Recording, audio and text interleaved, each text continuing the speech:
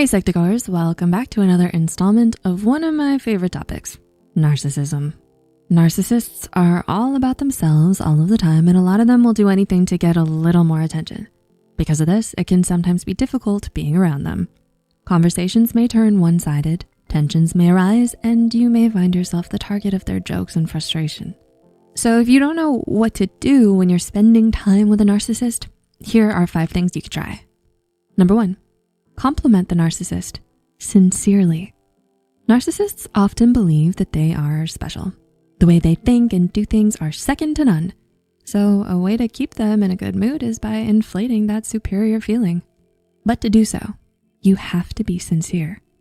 You can play it up a smidge, but it can't be totally fake.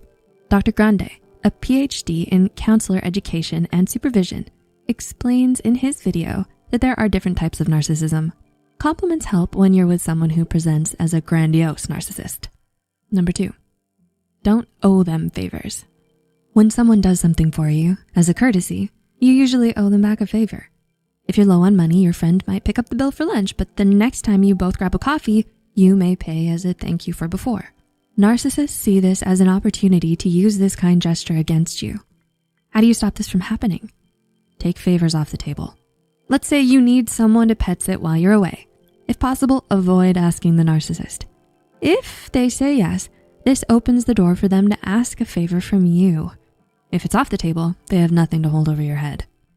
Number 3, keep your cool. Narcissists love attention. One way they can get their attention is by saying and doing things that are pretty out there. This could be wearing really loud clothes, saying something really rude, or making a scene in public all for attention. But what if you don't give them that attention? Dr. Grande explains that keeping calm and taking that attention from them can help curb their behavior, or at least for that moment. So if the narcissist is doing things to get a reaction out of you, whether it's to get you to yell, cry, or storm off, remember to stay calm. Nod and say, okay. This can help to de-escalate the situation. Number 4, be on their side when they're upset. When narcissists are upset, it's very possible that they take it out on anyone who stands in their way, whether they deserve it or not. Since the Harry Potter's invisible cloak doesn't exist, you can try to get on their side to avoid another blowout. While you don't have to agree with what they're saying, you can say things like, you have every right to be upset, I would be too. Or, I'm sorry you have to go through that.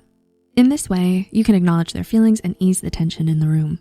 Number 5, ask them about their dreams, but don't point out anything odd. According to the DSM-5, there are 9 symptoms and behaviors that are required to be present for an individual to be diagnosed with a narcissistic personality disorder.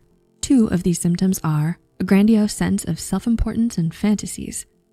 This means they think they're better than everyone else and may often daydream a lot, usually about how successful they are or will become. Sometimes these dreams may shock others.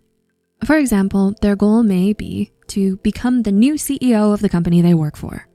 This may sound normal until they tell you they want to accomplish this by getting the current CEO fired with a made-up scandal. Instead of pointing out how wrong this is, which may lead to conflict, you might simply state, wow, that's really interesting. By doing so, you're not supporting them and you avoid triggering or antagonizing them. It's difficult to be around a narcissist, let alone have a conversation with one. Hopefully these suggestions help ease the tension and decrease the number of fights. If you think you or a loved one may have a narcissistic personality disorder, please reach out to a trusted mental health professional. What other situations can we help you navigate next? Let us know in the comments. The references and studies used in this video are added in the description below. Thanks for watching and see you in our next one.